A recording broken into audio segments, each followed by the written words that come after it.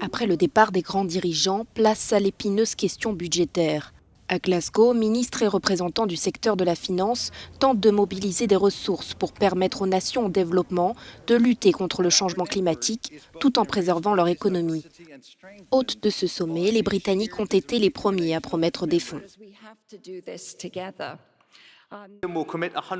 Le Royaume-Uni s'engage à verser 118 millions d'euros au groupe de travail sur l'accès au financement climatique afin de permettre aux pays en développement d'accéder plus rapidement et plus facilement au financement dont ils ont besoin. Et nous soutenons un nouveau mécanisme de marché de capitaux qui permettra d'émettre des milliards de nouvelles obligations vertes ici au Royaume-Uni pour financer les énergies renouvelables dans les pays en développement.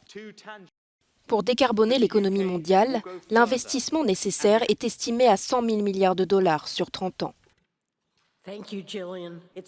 C'est une transition mondiale pour laquelle nous avons une estimation du prix à payer. Certains estiment qu'il faudrait entre 100 et 150 000 milliards de dollars sur les 3 prochaines décennies.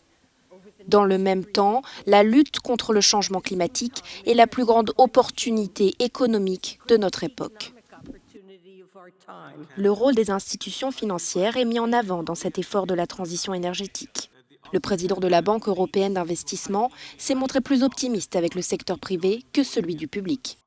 Je ne suis ni content ni satisfait par ce qui a été clamé lors du G20 à Rome. Nos ambitions vont aller au-delà de ce qu'ils ont annoncé et j'espère que la leur aussi.